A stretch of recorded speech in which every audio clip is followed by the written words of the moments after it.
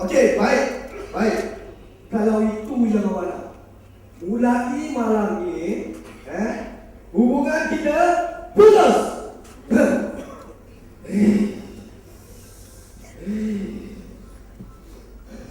Ingat aku tak boleh hidup tanpa dia. Ini Najib lah. Seorang lelaki yang takkan pernah tunduk pada kita.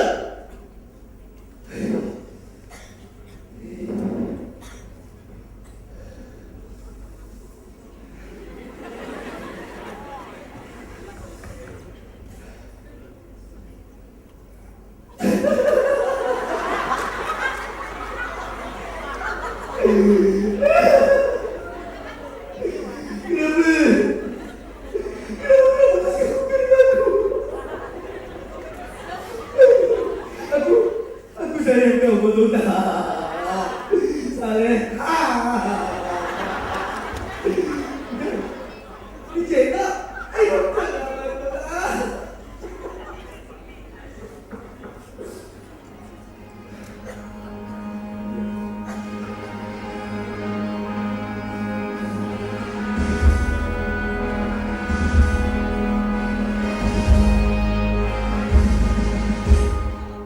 Generasi berganti, silih berganti. Musim berganti, silih berganti. Hari berganti, silih berganti. Masa berputar, tiada mematangkan pemikiran dan visi, mendewasakan manusia dan melahirkan insan integriti bangsa. Oleh itu, aku takkan sesekali berpindah kepada cinta, kerana aku adalah insan yang punya cinta untuk memikul mandat yang telah dititipkan sebagai insan satu bangsa demi mengekalkan satu Malaysia yang gemilang. Astagfirullah. Terkejut kan? Wih, terkejut saya macam Dah ni. cakap seorang lagi. Ni nak pakcik ni lapar nak. Dari siang tadi lagi pakcik tak makan. Boleh bagi pakcik sikit makanan? Yang itu berkira ke berkira? Tak apalah nak. Pakcik faham. Terima kasih ya. Pakcik. Tunggu dulu pakcik. Tadi tu bukan berkira pakcik. Bagilah pakcik makanan saya ni pakcik. Alhamdulillah. Sikit sama sikit pakcik. Rasa sama rasa. Mudah-mudahan bantuan saya yang tak seberapa ni dapat mengurangkan rasa lapar pakcik tu. Duduklah duduk pakcik. Pak Man. Tunggu sekejap ya pakcik Man. Saya boleh. Tapi. Pakcik ada pinggan. Pinggan? Tapi minuman ni pakcik. Cawan pun pakcik ada.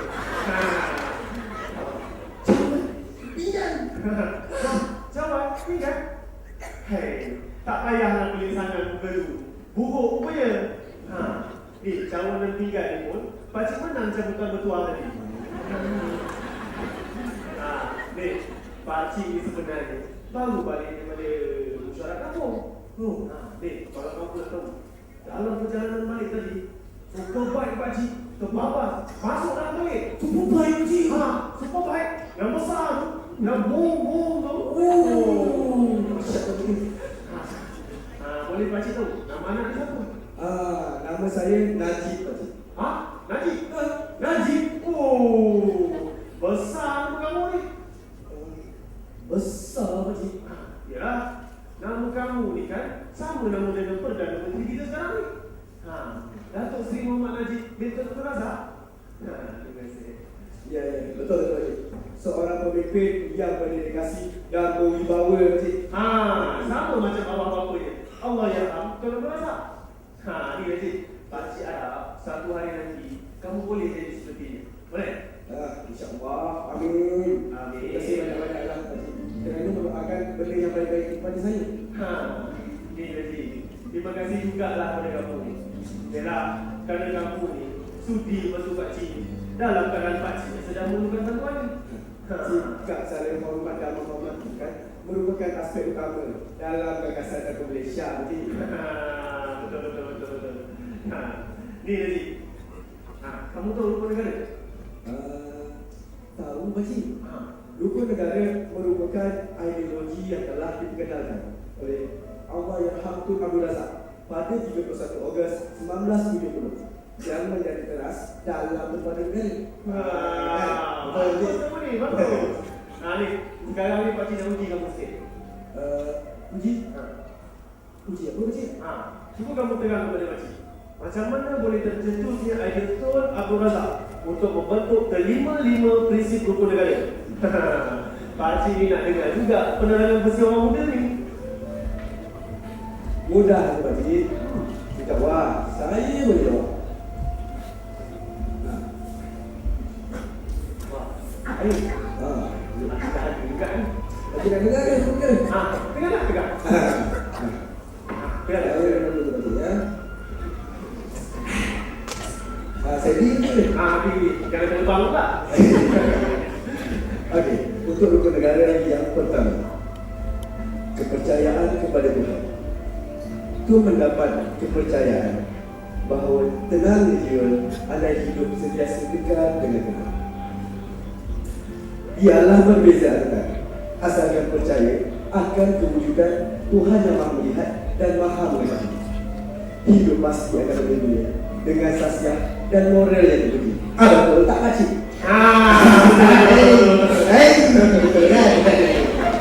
Tapi tak payah agak sangat muka tu. Punya siap bergoyang pula. Itu baru benda utama tadi. Cuba yang kedua pula. Okey. Untuk rukun negara yang kedua, itu mendapat inspirasi apabila mendengar lagu kebangsaan negara yang berjudul Negara yang telah dipilih oleh Tunku Abdul Rahman untuk menggantikan lagu God Save the Queen. Dari situlah itu mendapat idea dengan ideologi perpaduan yang kedua, iaitu kesetiaan kepada raja dan negara. Bagus kamu ni. Ni, negara kita ni ada undang-undang, betul tak? Betul. Negara kita ni pun ada perlembagaan sejak kita merdeka lagi kan? Betul. Perlembagaan kita itu luhur dan suci lagi. Sekiranya kita sedar akan murni nak hidup berpegang pada perlembagaan tanpa mempersoalkan siapa yang patut berada dalam sistem. Sudah pasti semua kaum bisa berdamai. Dia sini. Lahir daripada rasa bertanggungjawab seorang pemimpin, maka lahirlah ideologi kesejahteraan yang ketiga dan keempat, iaitu keluhuran perlembagaan dan kedaulatan undang-undang. Hebat Pakcik. Pakcik ni bukan apa. Pakcik ni dulu sempat berasa hidup di bawah pimpinan Allahyarham Tun Abdul Razak. Duduk. Bukan masa tu umur Pakcik baru belasan tahun. Ni kalau kamu nak tahu, Tun Abdul Razak tu tutup kata dia sentiasa sopan. Tu juga sentiasa murah dengan senyuman. betul Pakcik. Iya, kerana beliau percaya hidup bersopan dan santun yang terpuji itu adalah asas utama kehidupan bermasyarakat. Maka lahirlah ideologi perpaduan yang kelima, iaitu kesopanan dan kesusilaan. Pakcik, itu memang soalan yang bijak kan Pakcik? Ya? Tak sia-sia Tunku memilihnya sebagai pengganti. Kalaulah Tun masih hidup, beliau pasti merasa bangga kerana anaknya kini sudah menjadi Perdana Menteri dan meneruskan apa yang telah diwariskan oleh ayahnya. Pakcik percaya rukun negara juga masih lagi menjadi nabi perjuangannya. Tapi Pakcik, saya kesian dengan Datuk Seri Muhammad Najib tu Pakcik. Sebab yalah, tak kala dibisikkannya kepada kita perlu percaya kepada Tuhan. Ada ayatnya bersifat seolah-olah tidak bertuhan. Ketika dilakukan setia kepada raja dan negara, ada rayanya mencemar duli diraja, juga mempermainkan lagu kebangsaan negara ketika dia memperjuangkan kesucian perlembagaan. Dihambat oleh golongan berjiwa penuh kepentingan ketika dia menjunjung erti didik ayahnya yang penuh kesopanan dan kesusilaan.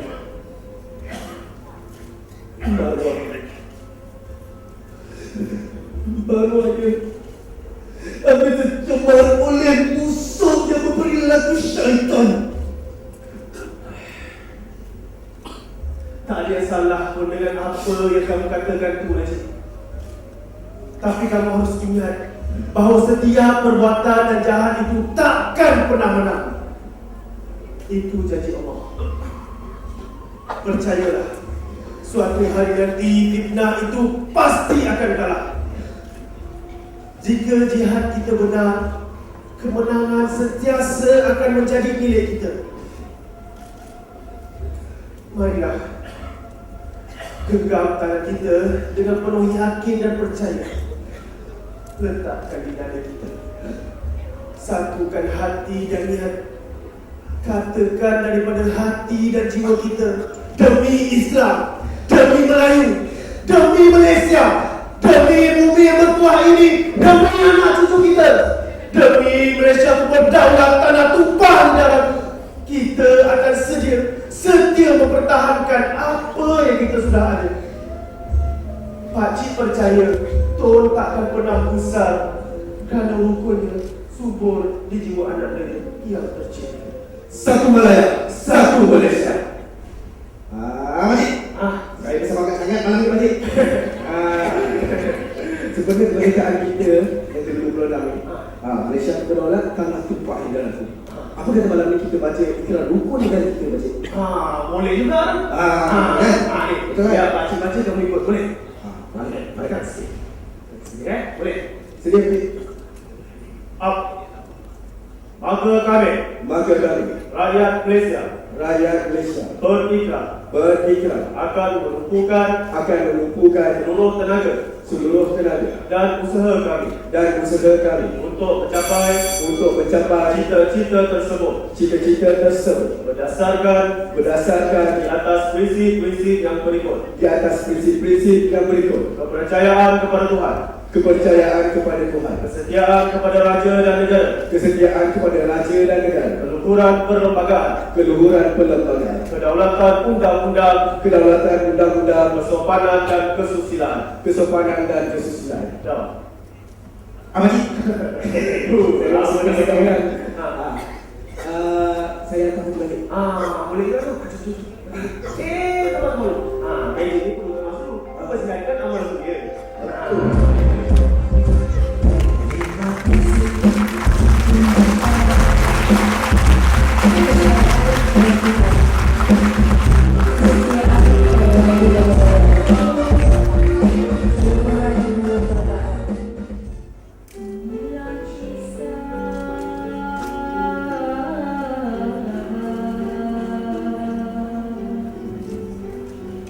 Seorang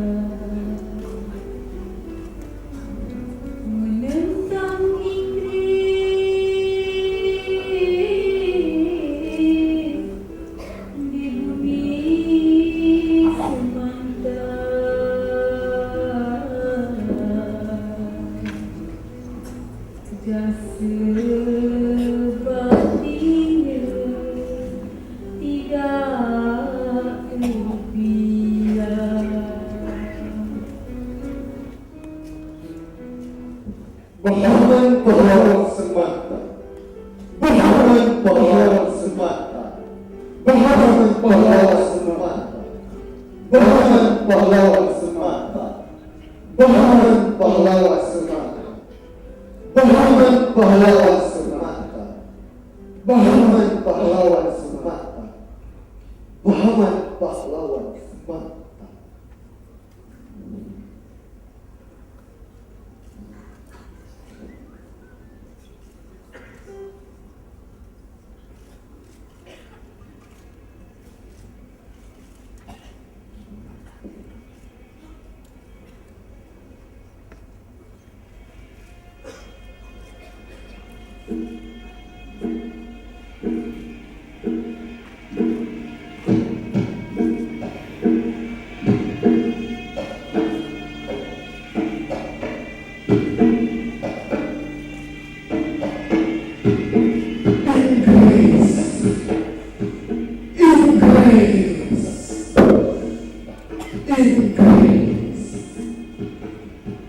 Tanah ini tanah paham, tanah tumpah darah kami, tanah pusaka nenek moyang kami. Tak rela ia dijajah, tak rela ia disandra. Biar darah tumpah ke tanah, biar mayat bergelimpang sumpah.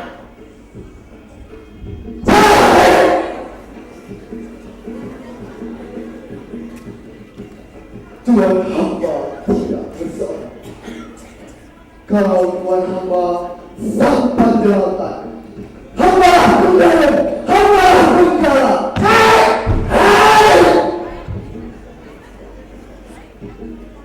Ini bumi Indrapura.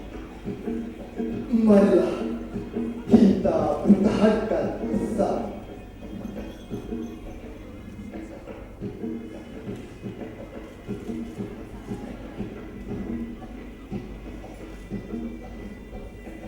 Akan aku hapuskan mereka,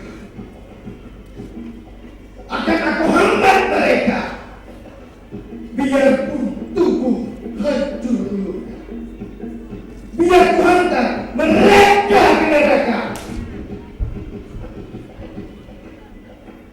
Demi sumpah pengguru, demi waris anak cucu, Inggris keparat akan kupacu benang putih akan berubah.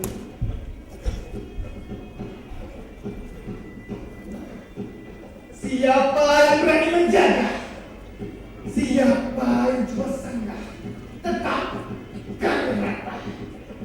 Biar mengejar nyawa berjalan tanah, biar bersepai tulang sanggah, kami tak akan menyerahkan.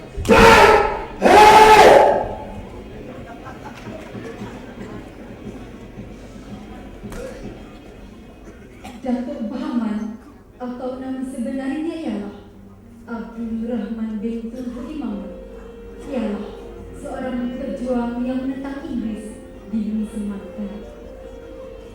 Bapa Datuk Bahaman ialah Tunku Imam, berasal dari Bangkinang, Kampar Riau, Indonesia.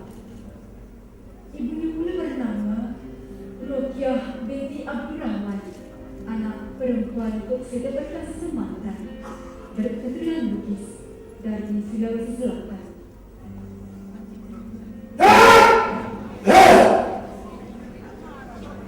Datuk Bahaman lahir di kampung Rata Panjang, Lancang, Pahang.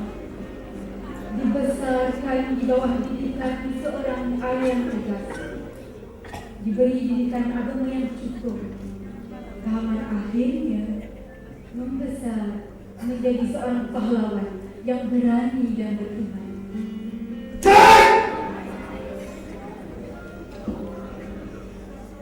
Beliau dikenali oleh penduduk setempat dengan gelar Semar. Beliau pandai bersilat dan dikatakan mempunyai ilmu yang tebal. Bahaman akhirnya terkenal dengan gelar Seman Tahan. Lalu sebatang sungai di situ yang belum bernama akhirnya diberi nama sebagai Sungai Sematahan yang sekarang ini dikenali sebagai Sungai Sematahan.